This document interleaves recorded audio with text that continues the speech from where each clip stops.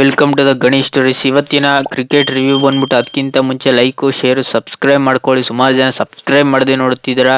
ಇವತ್ತಿನ India versus England review ಮ್ಯಾಚ್ಗೆ welcome to the Ganesh stories. ಇವತ್ತಿನ India versus England match review ನೋಡೋದಾದ್ರೆ ಒಟ್ನಲ್ಲಿ ಇಂಗ್ಲೆಂಡ್ ಅವರು ಇಲ್ಲಿ ಟಾಸ್ ಗೆದ್ಬಿಟ್ಟು ಮ್ಯಾಟ್ರ್ ಮಾಡ್ಕೊಂಡ್ರು ಅಂತ ನನಗೇನು ಅನ್ನಿಸ್ತು. ಒಟ್ನಲ್ಲಿ ಮೇನು ಇಲ್ಲಿ ಅಡ್ವಾಂಟೇಜ್ ತಗೊಂಡಿದ್ದು ಇಂಗ್ಲೆಂಡ್ ಬ್ಯಾಟಿಂಗ್. ಅವರು ತುಂಬ ಚೆನ್ನಾಗಿ ಬ್ಯಾಟಿಂಗ್ನ ಅಡ್ವಾಂಟೇಜು, ಹೋಮ್ ಗ್ರೌಂಡ್ ಅಡ್ವಾಂಟೇಜ್ನ ತುಂಬ ಚೆನ್ನಾಗಿ ತಗೊಂಡ್ರು. ಇಲ್ಲಿ ಬೆತ್ತಲ್ ಆಗಲಿ ಇಲ್ಲಿ ಜಾಸ್ ಪಟ್ರಲ್ ಆಗಲಿ ತುಂಬ ಚೆನ್ನಾಗಿ ಆಡಿದ್ರು ಗುರು. ಮೇನು ಇಲ್ಲಿ ರೂಟ್ ಅವರು ಚಚ್ಚಿ ಕೆಡಗಿದ್ದೆ ಅವರು ಅನ್ಬೋದು. ಒಟ್ಟಿನಲ್ಲಿ ಮೇನು ಇಲ್ಲಿ ಡಿಕಾಕ್ ಅವರು ತುಂಬ ಚೆನ್ನಾಗಿ 135ಕ್ಕೆ 141 ಹೊಡೆಯೋದಾಗಲಿ, ಅವರೇ ಲಾಸ್ಟ್ವರೆಗೂ ನಿಂತ್ಕೊಂಡು ಮ್ಯಾಚ್ ಹೊಡೆದಿದ್ದೆ ಅವರು ಅಂತ ನನಗೇನು ಅನ್ನಿಸ್ತು. ಒಟ್ನಲ್ಲಿ ಬೆತ್ತಲ್ ಅವರು 93 ಬಾಲ್ಗೆ 91 ರನ್ ಹೊಡೆಯೋದಾಗಲಿ, ಇಲ್ಲಿ ರೂಟ್ ಅವರು ಲಾಸ್ಟ್ವರೆಗೂ ನಿಂತ್ಕೊಂಡು ಮ್ಯಾಚ್ ತುಂಬ ಚೆನ್ನಾಗಿ ಹೈ ಸ್ಕೋರ್ ಕೊಡೋದಾಗಲಿ, ಇಲ್ಲಿ ಜಾಸ್ ಪಟ್ರಲ್ ಅಷ್ಟೇ 13 ಬಾಲ್ಗೆ 41 ರನ್ ಹೊಡೆಯೋದಾಗಲಿ ತುಂಬ ಚೆನ್ನಾಗಿ ಅಗ್ರೆಸಿವ್ನೆಸ್ನ ತೋರಿಸಿದ್ದೆ ಇವರಿಬ್ರು ಅಂತ ನನಗೇನು ಅನ್ನಿಸ್ತು. ಒಟ್ನಲ್ಲಿ ರೂಟು ಮತ್ತು ಜಾಸ್ ಪಟ್ರಲ್ ಚಚ್ಚಿ ಕೆಡಗ್ದು ಅನ್ಬೋದು. ಇನ್ನು ಮಿಕ್ತವರೆಲ್ಲ ಬಾಲ್ ಟು ಬಾಲ್ ರನ್ ಹೊಡೆಯೋದಾಗಲಿ ತುಂಬ ಚೆನ್ನಾಗಿ ಹೊಡೆಸ್ಕೊಂಡ್ರು ಇಂಡಿಯಾ ಬೌಲರು. ಮೇನು ಇಲ್ಲಿ ಯಶಸ್ವಿ ಸಿಂಗ್ ನೋಡಿದ್ರೆ ಇಲ್ಲಿ 10 ಓವರ್ಗೆ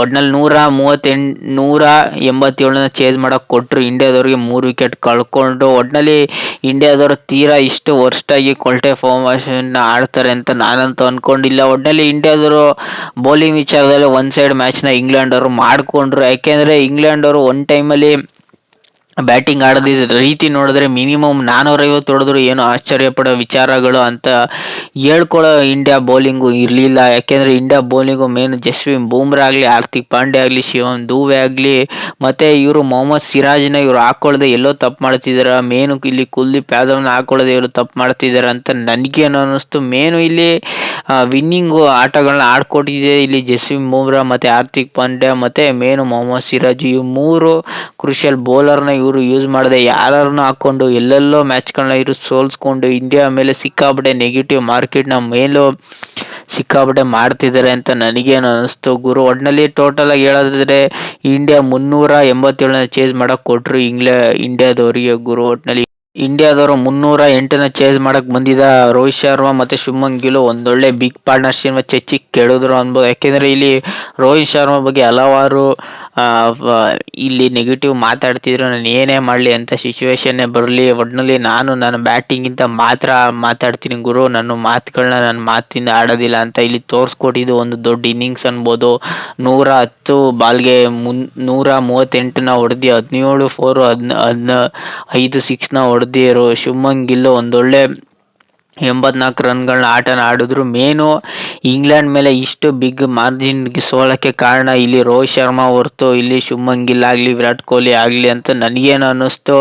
ಒಟ್ಟಿನಲ್ಲಿ ಮೇನು ಇಲ್ಲಿ ವಿರಾಟ್ ಕೊಹ್ಲಿ ಗುರು ಅಂತ ಹೇಳ್ಕೊಳ್ಳೋ ಆಟ ಆಡಿದ್ರೂ ಇಲ್ಲಿ ಮೇನು ರೋಹಿತ್ ಶರ್ಮಾಕ್ಕೆ ತುಂಬ ಚೆನ್ನಾಗಿ ಕ್ರೆಡಿಟ್ ಕೊಡಬೇಕು. ಯಾಕೆಂದರೆ ಅವ್ರನ್ನ ಟೀಮ್ನಿಂದನೇ ಈ 3ನೇ ಮ್ಯಾಚ್ನಿಂದನೇ ಆಡ್ಸೋದಿಲ್ಲ ಅಂತ ಸಿಕ್ಕಾಬಿಡಿ ರಿಟೈರ್ಡ್ ಕೊಟ್ಬಿಡಿ, ಅದು ಕೊಟ್ಬಿಡಿ ಇದು ಕೊಟ್ಬಿಡಿ ಅನ್ನೋರಿಗೆಲ್ಲ ಸಿಕ್ಕಾಬಟ್ಟೆ ಬಾಯಿಗೆ ಸಿಬ್ಬಾಕಿ ನೂಲು ಹೊಡೆದಂಗೆ ಆಯಿತು. ಒಟ್ಟಿನಲ್ಲಿ ರೋಹಿತ್ ಶರ್ಮಾ ಸಿಕ್ಕಾಪಟ್ಟೆ ತುಂಬ ಚೆನ್ನಾಗಿ ಟಕ್ಕರ್ ಕೊಟ್ಟರು ಅಂತ ನನಗೇನು ಅನ್ನಿಸ್ತು. ಯಾಕೆಂದರೆ ರೋಹಿತ್ ಶರ್ಮಾ ಬಗ್ಗೆ ಸಿಕ್ಕಾಪಟ್ಟೆ ಮಾತಾಡಿದ್ರು. ರೋಹಿತ್ ಶರ್ಮಾ ರಿಟೈರ್ಡ್ ಆಗಬೇಕು, ಹಂಗೆ ಬ್ಯಾಟಿಂಗ್ ಆಡ್ತಿಲ್ಲ ಹಿಂಗೆ ಬ್ಯಾಟಿಂಗ್ ಆಡ್ತಿಲ್ಲ ಗುರು, ಇವರು 2027 ವರ್ಲ್ಡ್ ಕಪ್ ODIಗೆ ಆಡಿಸೋದು ಡೌಟು ಅಂತ ಸಿಕ್ಕಾಪಟ್ಟೆ ಆಲ್ರೆಡಿ 99% ಬಂದ್ಬಿಟ್ಟು ರೋಹಿತ್ ಶರ್ಮಾ ಅವರು ರಿಟೈರ್ಡ್ ಆಗ್ತಾರೆ ಅಂತ ಸುಮಾರು ಸ್ಪೋರ್ಟ್ಸ್ ಅಪ್ಡೇಟ್ಗಳು ಬಂದಿತ್ತು. ಸುಮಾರು ಸ್ಪೋರ್ಟ್ಸ್ ಚಾನಲ್ಗಳು ಹೇಳ್ತಿದ್ರು. ಒಟ್ಟಿನಲ್ಲಿ ಹಂಗೆ ಇವರು ರಿಟೈರ್ಡ್ ಆಗಬೇಕು ಹಿಂಗೆ ರಿಟೈರ್ಡ್ ಆಗಬೇಕು ಅನ್ನೋರಿಗೆಲ್ಲ ತುಂಬ ಚೆನ್ನಾಗಿ ಉತ್ತರನ ಕೊಟ್ಟವ್ರೆ ಅಂತ ಮಕ್ಕೊಡ್ದಂಗೆ ಉತ್ತರನ ಕೊಟ್ಟವ್ರೆ ಅಂತ ನನಗೇನು ಅನ್ನಿಸ್ತು. ಒಟ್ಟಿನಲ್ಲಿ ಇಂಡಿಯಾ ಈ ಮ್ಯಾಚ್ನ ಸೋತ್ರು ಏನೂ ಮ್ಯಾಟ್ರ್ ಆಗಲಿಲ್ಲ. ಯಾಕೆಂದರೆ ರೋಹಿತ್ ಶರ್ಮಾ ಬಗ್ಗೆ ಸಿಕ್ಕಾಪಟ್ಟೆ ಜನಗಳು ಮಾತಾಡ್ತಿದ್ರು. ಯಾಕೆಂದರೆ ಇಲ್ಲಿ ಮೇನು ರೋಹಿತ್ ಶರ್ಮಾ ಈ ಕ್ಯಾಪ್ಟನ್ಸಿಯಿಂದ ಕಿತ್ತಾಕೋದಾಗಲಿ, ಒಟ್ಟಿನಲ್ಲಿ ಗಂಭೀರ್ ಬಗ್ಗೆ ಸಿಕ್ಕಾಪಟ್ಟೆ ಟಾಕ್ಸ್ಗಳು ಹೊಡ್ತಿತ್ತು. ಒಟ್ಟಿನಲ್ಲಿ ರಿಟೈರ್ ಮಾಡಿಸ್ಬಿಡ್ತಾರೆ ಇವರು, ಹಂಗೆ ಮಾಡಿಸ್ಬಿಡ್ತಾರೆ ಹಿಂಗೆ ಮಾಡಿಸ್ಬಿಡ್ತಾರೆ ಅನ್ನೋದು ತುಂಬ ಚೆನ್ನಾಗಿ ಟಕ್ಕರ್ ಕೊಟ್ಟರು. ಯಾಕೆಂದರೆ ರೋಹಿತ್ ಶರ್ಮಾ ಈ ಮ್ಯಾಚ್ನ ಗೆಲ್ಲಿಸ್ತಿಲ್ಲ ಅಂದರೂ ಏನು ಮ್ಯಾಟ್ರ್ ಆಗಲ್ಲ ಗುರು. ಯಾಕೆಂದರೆ ರೋಹಿತ್ ಶರ್ಮಾ ಮೇನು ಈ ಇಂಗ್ಲೆಂಡ್ ವಿರುದ್ಧ ತುಂಬ ಚೆನ್ನಾಗಿ ಎಕ್ಸ್ಪೀರಿಯನ್ಸ್ನ ದಾರೆ ಎರೆದ್ರು ಅಂತ ನನಗೇನು ಅನ್ನಿಸ್ತು. ಒಟ್ಟಿನಲ್ಲಿ ಮೇನು ಇಂಡಿಯಾ ಬ್ಯಾಟಿಂಗ್ ಕಡೆ ನೋಡೋದಾದರೆ ಇಲ್ಲಿ ರೋಹಿತ್ ಶರ್ಮಾ ಮತ್ತು ಶುಭ್ಮನ್ ಗಿಲ್ ಮತ್ತು ವಿರಾಟ್ ಕೊಹ್ಲಿ ಇವ್ರು 3 ಜನ ಬಿಟ್ರೆ ಅಂತ ಹೇಳ್ಕೊಳ್ಳೋ ಬ್ಯಾಟಿಂಗು ಯಾರೂ ಆಡಲಿಲ್ಲ. ವಿರಾಟ್ ಕೊಹ್ಲಿ 60 ಬಾಲ್ಗೆ 74 ರನ್ ಹೊಡೆದಾಗಲಿ, 84 ಬಾಲ್ಗೆ ಇಲ್ಲಿ 73 ಹೊಡೆಯೋದಾಗಲಿ, ಇವರಿಬ್ಬರು ತುಂಬ ಚೆನ್ನಾಗಿ ಪಾರ್ಟ್ನರ್ಶಿಪ್ ಹೊಡೆದ್ರು. ರೋಹಿತ್ ಶರ್ಮಾ ಲಾಸ್ಟ್ ನಿಂತ್ಕೊಂಡು ಮ್ಯಾಚ್ನ ಗೆಲ್ಲೋದಕ್ಕೆ ನೋಡ್ತಿದ್ರು. ಆದರೆ ಇಲ್ಲಿ ಮೇನು ಮಿನಿಮಮ್ 7 ಜನ ಬೌಲರ್ನ ಯೂಸ್ ಮಾಡಿ ಜೋಪ್ರಾ ಆರ್ಚರ್ ಆಗಲಿ ತುಂಬ ಚೆನ್ನಾಗಿ ಎಕ್ಸ್ಪೆನ್ಸಿವ್ ಆದರು. ಇಲ್ಲಿ ಇಲ್ಲಿ ಸ್ಯಾಮ್ ಕರ್ನ್ ಸಿಕ್ಕಾಪಟ್ಟೆ ಎಕ್ಸ್ಪೆನ್ಸಿವ್ ಆದರೂ ಕ್ರೂಷಿಯಲ್ 4 ವಿಕೆಟ್ಗಳನ್ನ ತೆಗೆಯೋದಾಗಲಿ ತುಂಬ ಚೆನ್ನಾಗಿ ಬೌಲಿಂಗ್ನ ಮಾಡಿದ್ರು. ಬೆಥಲ್ ಅವರು ಒಂದು ಮಿನಿಮಮ್ 7 ಓವರ್ನ ಹಾಕಿ ಇಲ್ಲಿ ಆಲ್ರೌಂಡರ್ ಆಟನ ಆಡಿದೆ ಅವರು ಅನ್ಬೋದು. ವಿಲ್ ಜಾಕ್ಸ್ ಅಂತ ಹೇಳ್ಕೊಳ್ಳೋ ಆಟ ಆಡಲಿಲ್ಲ. ಮೇನು ಗುರು ಇಲ್ಲಿ ಬೆಥಲ್ ಅವರು ಆಲ್ರೌಂಡರ್ ಆಟನ ಆಡಿ ಒಂದು ಕ್ರೂಷಿಯಲ್ ವಿಕೆಟ್ ತೆಗೆಯೋದಾಗಲಿ, ಒಟ್ಟಿನಲ್ಲಿ ಮೇನು ಇಲ್ಲಿ ಒಂದು ಎಂಡಲ್ಲಿ 24 ಓವರ್ ತನಕನೂ ಶುಭ್ಮನ್ ಗಿಲ್ ಮತ್ತು ರೋಹಿತ್ ಶರ್ಮಾ ಮಿನಿಮಮ್ ಇವರು ಅಷ್ಟು 150ಗಳ ಪಾರ್ಟ್ನರ್ಶಿಪ್ನ ಬಿಲ್ಡ್ ಮಾಡೋದ್ರಲ್ಲಿ ತುಂಬ ಚೆನ್ನಾಗಿ ಬಿಲ್ಡ್ ಮಾಡಿದ್ರು. ಆಮೇಲೆ ಅಗ್ರೆಸಿವ್ನೆಸ್ನ ಆಟನ ತೋರ್ಸೋಕ್ಕೆ ರೋಹಿತ್ ಶರ್ಮಾ ಬೇಗನೆ ಔಟ್ ಆದರು. ನಾನೇನೋ ಒಂದು 150 200 ಹೊಡಿತಾರೆ ಅಂತ ಅಂದ್ಕೊಂಡಿದ್ದೆ. ಒನ್ ಟೈಮಲ್ಲಿ ಇಂಡಿಯಾದವರು ಗೆದ್ದೇ ಬಿಟ್ರೇನೋ. ಮಿನಿಮಮ್ಮು ಇಲ್ಲಿ ಮೇನು ವಿರಾಟ್ ಕೊಹ್ಲಿ ಔಟ್ ಆಗೋ ತನಕನೂ ಮ್ಯಾಚ್ ನಮ್ಮ ಕೈಲೇ ಇತ್ತು. ಆಮೇಲೆ ವಿರಾಟ್ ಕೊಹ್ಲಿ ಆಗಲಿ, ಶುಭ್ಮನ್ ಗಿಲ್ ಆಗಲಿ, ರೋಹಿತ್ ಶರ್ಮಾ ಆಗಲಿ ಔಟ್ ಆಗಲಿ ಆದ ತಕ್ಷಣ ಇಲ್ಲಿ ಆಲ್ಮೋಸ್ಟ್ ಪೀಕ್ ಲೆವೆಲ್ ಬಂದಿತ್ತು. ಯಾವಾಗ 40 ಓವರ್ಗೆ 150 ಹೊಡೆಯೋದಾಗಲಿ, ಅಲ್ಲಿ ಇಂಡಿಯಾ ಸಿಕ್ಕಾಪಟ್ಟೆ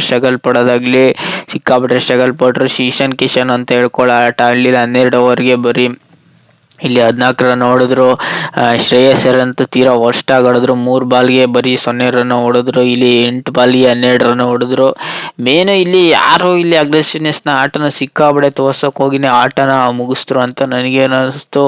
ಒಟ್ನಲ್ಲಿ ಮಿಡಲ್ ಆರ್ಡರ್ ಅಂತ ಹೇಳ್ಕೊಳ್ಳೋ ಆಟ ಆಡಲಿಲ್ಲ. ಮೇನು ಟಾಪಲ್ಲಿ ಓಪನಿಂಗು ಇವು 3 ಜನ ಆಡೋದಾಗಲಿ ಅವರು ತುಂಬ ಚೆನ್ನಾಗಿ ಆಡಿದ್ರು ಗುರು. ಒಟ್ಟಿನಲ್ಲಿ ಮೇನು ಈ ಇನ್ನಿಂಗ್ಸ್ ಬರ್ದು ಇಟ್ಕೊಡ್ಬೇಕು. ಯಾಕೆಂದರೆ ರೋಹಿತ್ ಶರ್ಮಾ ಈ ಮ್ಯಾಚ್ನ ಇಷ್ಟು 27 ರನ್ಗಳ ಭಾರಿ ಬಿಗ್ ರನ್ಗಳ ಜಯದಿಂದನೇ ಇಂಡಿಯಾದವರು ತುಂಬ ಚೆನ್ನಾಗಿ ಸೋತರು ಹೊರತು ಇಲ್ಲಾಂದರೆ ಇಂಗ್ಲೆಂಡ್ ವಿರುದ್ಧ ಇಂಡಿಯಾದವರು ಮಿನಿಮಮ್ 150 ರನ್ಗಳ ಭಾರಿ ಜಯ ಇಂಗ್ಲೆಂಡ್ ಅವರು ಪಡ್ಕೊಬಿಡ್ತಿದ್ರು. 27 ರನ್ಗಳ ಭಾರಿ ಜಯ ತುಂಬ ಚೆನ್ನಾಗಿ ಇಂಡಿಯಾದವರು ಸೋತ್ರೂ ತುಂಬ ಚೆನ್ನಾಗಿ ಇಂಡಿಯಾದವರು ತುಂಬ ಚೆನ್ನಾಗಿ ಟಕ್ಕರ್ ಕೊಟ್ಟರು. ಮೇನು ರೋಹಿತ್ ಶರ್ಮಾ ಅವ್ರ ಬಗ್ಗೆ ಯಾರ್ಯಾರು ಮಾತಾಡ್ತಿದ್ರು ತುಂಬ ಚೆನ್ನಾಗಿ ಟಕ್ಕರ್ ಕೊಟ್ಟರು ಗುರು. ಒಟ್ನಲ್ಲಿ ಟೋಟಲ್ ಆಗಿ ಹೇಳಿದ್ರೆ ಈ ಮ್ಯಾಚು ರೋಹಿತ್ ಶರ್ಮಾ ರಿಟೈರ್ಡ್ ಬಗ್ಗೆ ತುಂಬ ಚೆನ್ನಾಗಿ ಎದ್ದು ಕಾಣಿಸ್ತಿತ್ತು. ರೋಹಿತ್ ಶರ್ಮಾ ಈ ಮ್ಯಾಚಲ್ಲಿ ಏನಾದ್ರು 0ಗೆ ಔಟ್ ಆಗಿಬಿಡ್ತಿದ್ರು ಹೇಳೋಕ್ಕಾಗಲ್ಲ. ಈ ಮ್ಯಾಚ್ ರಿಟೈರ್ಡ್ ಕೊಡಿಸ್ಬಿಡ್ತಿದ್ರು. ಯಾಕೆಂದರೆ ಇಂಡಿಯಾ ಕಡೆ ಮೇನು ರೋಹಿತ್ ಶರ್ಮಾ ರಿಟೈರ್ ಕೊಡೋದೇ ತುದಿ ಕಾಲಲ್ಲಿ ನಿಂತಿದ್ರು ಗುರು. ಒಟ್ನಲ್ಲಿ ರೋಹಿತ್ ಶರ್ಮಾ ರಿಟೈರ್ ಕೊಡಿ ಅನ್ನೋದನ್ನ ಸಿಕ್ಕಾಪಟ್ಟೆ ನ್ಯೂಸ್ನೆಸ್ ಕ್ರಿಯೇಟ್ ಮಾಡಿದ್ರು. ಒಟ್ನಲ್ಲಿ ಇಂಡಿಯಾದವರು 27 ರನ್ಗಳ ಭಾರಿ ರನ್ಗಳ ಜಯನ ಸಾಧಿಸ್ತಿಲ್ಲ. ಒಟ್ನಲ್ಲಿ ಇಂಗ್ಲೆಂಡ್ ವರ್ಸಸ್ ಇಂಡಿಯಾದಲ್ಲಿ ಇಂಡಿಯಾ 3 ಮ್ಯಾಚಲ್ಲಿ ಇಂಡಿಯಾದವರು 1 ಮ್ಯಾಚ್ನಾಗಿದ್ದರೆ ಇಂಗ್ಲೆಂಡ್ ಅವರು 2 ಮ್ಯಾಚ್ನಾಗಿದ್ದು ಇಂಡಿಯಾವನ್ನು ಸೋಲಿಸಿದ್ರು, ಕೈವಶ ಮಾಡಿಸ್ಕೊಂಡು. ಸಿಕ್ಕಾಪಟ್ಟೆ ಈ ವಿಡಿಯೋ ಸಿಕ್ಕಾಪಟ್ಟೆ ಲೆಂತ್ ಆಯಿತು. ಯಾಕೆಂದರೆ ಈ ರೋಹಿತ್ ಶರ್ಮಾ ಬಗ್ಗೆ ಸುಮಾರು ವಿಡಿಯೋಗಳಲ್ಲಿ ನಾನು ಮಾತಾಡಿಲ್ಲ, ಅದರಿಂದನೇ ಈ ವಿಡಿಯೋದಲ್ಲಿ ಮಾತಾಡಬೇಕಾಗಿತ್ತು. ಒಟ್ಟಿನಲ್ಲಿ ರೋಹಿತ್ ಶರ್ಮಾ ರಿಟೈರ್ಡ್ ಆಗೋದಿಲ್ಲ ಅಂತ ಸಿಕ್ಕಾಪಟ್ಟೆ ಇಂಪ್ಯಾಕ್ಟ್ನ ಕ್ರಿಯೇಟ್ ಮಾಡೋರು ಗುರು. ಹೇಳೋಕ್ಕಾಗಲ್ಲ. ಇವರು ಈ ಮ್ಯಾಚಲ್ಲಿ ತುಂಬ ಚೆನ್ನಾಗಿ ಆಡಿ ನೆಕ್ಸ್ಟ್ ಬರೋ ODI ಮ್ಯಾಚಲ್ಲಿ ಇವರು ತುಂಬ ಚೆನ್ನಾಗಿ ಆಡಲಿಲ್ಲ ಅಂದರೂ ರಿಟೈರ್ಡ್ ಕೊಟ್ಟರು. ಏನೋ ಆಶ್ಚರ್ಯ ಪಡೋ ವಿಚಾರ ಅಂತೂ ಅಲ್ವೇ ಅಲ್ಲ ಅಂತ ನನಗೇನು ಅನ್ನಿಸ್ತು. ಒಟ್ನಲ್ಲಿ ಮೇನು ನನಗೆ ಹೇಳೋದಾದರೆ ಒಟ್ನಲ್ಲಿ 2027ಕ್ಕೆ ಇವರು ODI ಮ್ಯಾಚ್ನ ಆಡಿಸ್ಬೇಕು, ಅಲ್ಲಿ ಕಪ್ನ ಗೆಲ್ಲಿಸ್ಬೇಕು ಅಷ್ಟೇ ಗುರು. ಹೊರತು ಇವರು ಈ ಮ್ಯಾಚಲ್ಲಿ ಹಂಗಾಡಲಿಲ್ಲ. ಆಸ್ಟ್ರೇಲಿಯಾ ವಿರುದ್ಧ, ವೆಸ್ಟ್ ಇಂಡೀಸ್ ವಿರುದ್ಧ ಮತ್ತು ಜಿಂಬಾಬ್ವೆ ವಿರುದ್ಧ ಇವರು ODI ಮ್ಯಾಚ್ನ ಗೆಲ್ಲಿಸ್ಕೊಡ್ಲಿಲ್ಲ ಅನ್ನೋದಕ್ಕೆ ಇವರು ರಿಟೈರ್ ಮಾಡಿದ್ರೆ ನನ್ನ ಪ್ರಕಾರ ತಪ್ಪು ಅಂತ ಅನ್ನಿಸ್ತು ಗುರು. ಒಟ್ಟಿನಲ್ಲಿ ಮೇನು ಇದೊಂದು ದಶಕಗಳ ರಿಟೈರ್ಡ್ಗಳು ಆಗ್ಬಿಡುತ್ತೆ. ಯಾಕೆಂದರೆ ರೋಹಿತ್ ಶರ್ಮಾನೇ ರಿಟೈರ್ ಕೊಡ್ತಾರೆ, ಇನ್ನು ವಿರಾಟ್ ಕೊಹ್ಲಿ ರಿಟೈರ್ ಕೊಡಲ್ಲ ಅನ್ನೋದನ್ನ ಯಾವುದೇ ಕಾರಣಕ್ಕೂ ಪರಿಗಣಿಸೋದು ಆಗೋದಿಲ್ಲ. ಯಾಕೆಂದರೆ ರೋಹಿತ್ ಶರ್ಮಾ ರಿಟೈರ್ ಕೊಡ್ತಾರೆ ಗುರು, ನಾನು ಕೊಟ್ಬಿಡ್ತೀನಿ ಅಂತ ವಿರಾಟ್ ಕೊಹ್ಲಿ ಕೊಟ್ಟರು ಏನೋ ಆಶ್ಚರ್ಯ ಪಡೋ ವಿಚಾರ ಅಂತ ಇಲ್ಲವೇ ಇಲ್ಲ. ಯಾಕೆಂದರೆ ರೋಹಿತ್ ಶರ್ಮಾಕ್ಕೆ ಈಗ 39 ಏಜ್ ಆಗಿದ್ರೆ ಇನ್ನು ವಿರಾಟ್ ಕೊಹ್ಲಿಗೆ ಆಲ್ಮೋಸ್ಟ್ 38 ಏಜ್ ಆಗೋ ಚಾನ್ಸಸ್ಸು ಇದೆ. ಒಟ್ಟಿನಲ್ಲಿ ಮೇನು 2027ಕ್ಕೆ ರೋಹಿತ್ ಶರ್ಮಾಗೆ 40 ಏಜ್ ಆಗ್ಬಿಡುತ್ತೆ, ವಿರಾಟ್ ಕೊಹ್ಲಿಗೆ 39 ಆಗ್ಬಿಡುತ್ತೆ. ಅದರಿಂದನೇ ರೋಹಿತ್ ಶರ್ಮಾ ವಿರಾಟ್ ಕೊಹ್ಲಿ ಸಿಕ್ಕಾಪಟ್ಟೆ ತುಂಬ ಚೆನ್ನಾಗಿ ಫ್ರೆಂಡ್ಶಿಪ್ ವಿಚಾರದಾಗಲಿ, ಒಟ್ಟಿನಲ್ಲಿ ಅವರು ವರ್ಕಿಂಗ್ ವಿಚಾರದಲ್ಲಿ ತುಂಬ ಚೆನ್ನಾಗಿ ಆಡ್ತಾರೆ. ಯಾವ ಟೈಮಲ್ಲಿ ಇಂಡಿಯಾಗೆ ಗೆಲ್ಲಿಸ್ಬೇಕು ಅನ್ನೋದು ತುಂಬ ಚೆನ್ನಾಗಿ ಎಕ್ಸ್ಪೀರಿಯನ್ಸ್ ಪ್ಲೇಯರ್ ಇದ್ದರೆ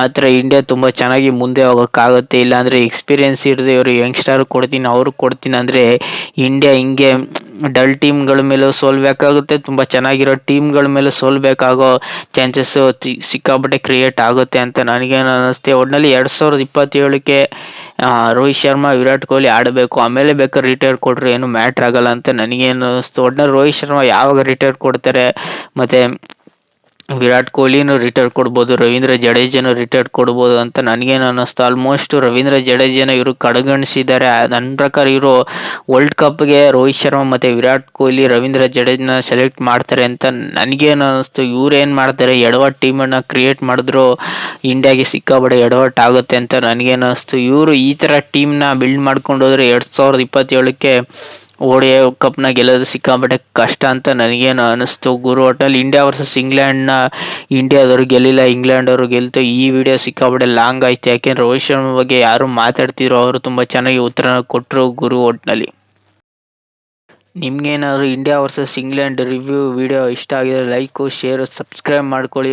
ಸುಮಾರು ಜನ ಸಬ್ಸ್ಕ್ರೈಬ್ ಮಾಡದೆ ನೋಡ್ತಿದ್ದೀರ ಗುರು, ಬೇಗ ಸಬ್ಸ್ಕ್ರೈಬ್ ಮಾಡ್ಕೊಳ್ಳಿ. ಯಾಕೆಂದರೆ ಸುಮಾರು ಜನ ಕ್ರಿಕೆಟ್ ವಿಡಿಯೋ ನೋಡ್ಬಿಡ್ತೀರ, ಹಂಗೆ ಮೂವಿ ವಿಡಿಯೋ ನೋಡ್ಬಿಡ್ತೀರ. ಸಬ್ಸ್ಕ್ರೈಬ್ ಮಾಡ್ಕೊಳ್ಳಿ, ನಾವೇ ಬೆಳೆಸ್ಬೇಕು. ಹಂಗೆ ಸಬ್ಸ್ಕ್ರೈಬ್ ಮಾಡೋದು ವಿಡಿಯೋ ಫ್ರೀ ಇದೆ, ಬೇಗ ಸಬ್ಸ್ಕ್ರೈಬ್ ಮಾಡ್ಕೊಳ್ಳಿ ಗುರು. ನಾವು ಸಬ್ಸ್ಕ್ರೈಬ್ ಮಾಡಿದೆ, ನೀವು ಸಬ್ಸ್ಕ್ರೈಬ್ ಮಾಡಿದೆ, ಹೆಂಗೆ ಮುಂದಿನ ವಿಡಿಯೋನ ತಲುಪೋದು ಅಂತ ನನಗಂತೂ ಗೊತ್ತಾಗ್ತಿಲ್ಲ. ಆದರೂ ನಾನು ಬ್ಯಾಕ್ ಟು ಬ್ಯಾಕ್ ವಿಡಿಯೋಗಳನ್ನ ಮಾಡ್ತಿದ್ದೀನಿ, ಯಾಕೆಂದರೆ ಸಬ್ಸ್ಕ್ರೈಬ್ ಆಗಲಿ ಬಿಡು, ನಮ್ಗೆ ಇಷ್ಟ ಆಗಿರೋದನ್ನ ನಾವು ಮಾಡೋಕ್ಕೆ ಇಲ್ಲಿ ಸಬ್ಸ್ಕ್ರೈಬ್ ಆದರೂ ಅನ್ಸಬ್ಸ್ಕ್ರೈಬ್ ಆದರೂ ಏನು ಮ್ಯಾಟ್ರ್ ಆಗೋಲ್ಲ. ಒಂದು ಸಬ್ಸ್ಕ್ರೈಬ್ ಆದರೆ ಗುರು ಸಬ್ಸ್ಕ್ರೈಬ್ ಆದರೂ ಇನ್ನೂ ಬೇಗ ಜಾಸ್ತಿ ವೀಡಿಯೋಗಳನ್ನ ಮಾಡ್ಬೋದು ಅಂತ ನನಗೂ ಅನ್ನಿಸ್ತೆ. ಬೇಗ ಏಕೆಂದರೆ ವೀಡಿಯೋ ಲೇಟ್ ಆಗ್ತಿರೋ ಕಾರಣ ಯಾಕೆಂದರೆ ಏನು ಸಬ್ಸ್ಕ್ರೈಬ್ ಆಗ್ತಿಲ್ವಲ್ಲ, ಎಂತ ಸಬ್ಸ್ಕ್ರೈಬ್ ಆಗ್ತಿಲ್ಲ. ಬೇಗ ಸಬ್ಸ್ಕ್ರೈಬ್ಗಳನ್ನ ಆದರೆ ನಮಗೂ ಸಬ್ಸ್ಕ್ರೈಬ್ ಆಗಿ ಮುಂದಿನ ವೀಡಿಯೋಗಳು ಯಾವ್ಯಾವ ವೀಡಿಯೋ ಮಾಡಬೇಕು, ಯಾವ ವೀಡಿಯೋ ಮಾಡಬಾರ್ದು ಅನ್ನೋದು ಪ್ಲ್ಯಾನ್ ಬಂದ್ಬಿಡುತ್ತೆ. ಒಂದೊಂದು ಸಬ್ಸ್ಕ್ರೈಬ್ ಆದರೂ ನಮಗೆ ಒಂದೊಂದು ಯೂಸ್ಫುಲ್ ಇರುತ್ತೆ ಗುರು. ಬೇಗ 400 ಸಬ್ಸ್ಕ್ರೈಬರ್ ಇಲ್ಲ 1000 ಸಬ್ಸ್ಕ್ರೈಬರ್ ಕಂಪ್ಲೀಟ್ ಮಾಡಿ ಬೇಗ ಸಬ್ಸ್ಕ್ರೈಬ್ ಮಾಡ್ಕೊಳ್ಳಿ ಗುರು ಅಂತ ಒಂದು ರಿಕ್ವೆಸ್ಟ್ ಅಷ್ಟೇ ಗುರು. ಸಿಗೋ ಮುಂದಿನ ವಿಡಿಯೋದಲ್ಲಿ. ಈ ವಿಡಿಯೋ ಸಿಕ್ಕಾಪಟ್ಟೆ ಲ್ಯಾಗ್ ಹೊಡೆದಿದೆ, ಏನೂ ಮಾಡೋಕ್ಕಲ್ಲ. ಒಂದೊಂದು ಟೈಮು ಈ ವಿಡಿಯೋ ಸಿಕ್ಕಾಪಟ್ಟೆ ಲ್ಯಾಗ್ ಹೊಡೆಯೋ ಮೂಮೆಂಟು ಕ್ರಿಯೇಟ್ ಆಗುತ್ತೆ ಗುರು. ಯಾಕೆಂದರೆ ರೋಹಿತ್ ಶರ್ಮಾ ಬಗ್ಗೆ ಮಾತಾಡಬೇಕಿತ್ತು. ಯಾಕೆಂದರೆ ರೋಹಿತ್ ಶರ್ಮಾ ಒಂದು ಟೈಮಲ್ಲಿ ಸಿಕ್ಕಾಪಟ್ಟೆ ಪೀಕ್ ಲೆವೆಲ್ ಇದ್ದಾರೆ, ಈಗಲೂ ಪೀಕ್ ಲೆವೆಲ್ ಇದ್ದಾರೆ ಅಂತ. ಅವರು ಯಾವ ಟೈಮಲ್ಲಿ ಹೆಂಗೆ ಆಡ್ತಾರೆ ಅನ್ನೋದನ್ನ ಯಾರು ಇಮ್ಯಾಜಿನು ಮಾಡೋಕ್ಕಾಗಲ್ಲ. ಯಾಕೆಂದರೆ ರೋಹಿತ್ ಶರ್ಮಾ ಹಿಡ್ಮ್ಯಾನ್ ಅದನ್ನು ಪದೇ ಪ್ರೂವ್ ಮಾಡ್ಕೊಳ್ಳೋ ಅವಶ್ಯಕತೆಯೂ ಇಲ್ಲ. ಯಾಕೆಂದರೆ ಅವರು ಹೊಡೆದಿರೋ ರನ್ ಆಗಲಿ, ಅವರು ಹೊಡೆದಿರೋ ದಾಖಲೆಗಳನ್ನ ಯಾರೂ ಬೀಟ್ ಮಾಡೋಕ್ಕೂ ಆಗಲ್ಲ. ಇನ್ನೊಂದು ಸತಿ ಅವರು ಕ್ರಿಯೇಟ್ ಮಾಡಿರೋದನ್ನ ಇನ್ನೊಂದು ಸತಿ ಅವರು ಹುಟ್ಟಾಕೋಕ್ಕೂ ಆಗಲ್ಲ ಗುರು. ಒಟ್ನಲ್ಲಿ ಸಿಕ್ಕಾಪಟ್ಟೆ ಇದು ಲ್ಯಾಗ್ ವಿಡಿಯೋ ಆಯಿತು. ಒಟ್ಟಿನಲ್ಲಿ ಅಡ್ಜಸ್ಟ್ ಮಾಡ್ಕೋತೀರಾ ಅಂತ ಅಂದ್ಕೊಂಡಿದ್ದೀನಿ ಗುರು. ಸಿಗೋ ಮುಂದಿನ ವಿಡಿಯೋದಲ್ಲಿ ಇಂಡಿಯಾ ವರ್ಸಸ್ ಜಿಂಬಾಬ್ವೆ ಪ್ರಿವ್ಯೂ ವಿಡಿಯೋದಲ್ಲಿ ಮತ್ತು ರಿವ್ಯೂ ವಿಡಿಯೋದಲ್ಲಿ.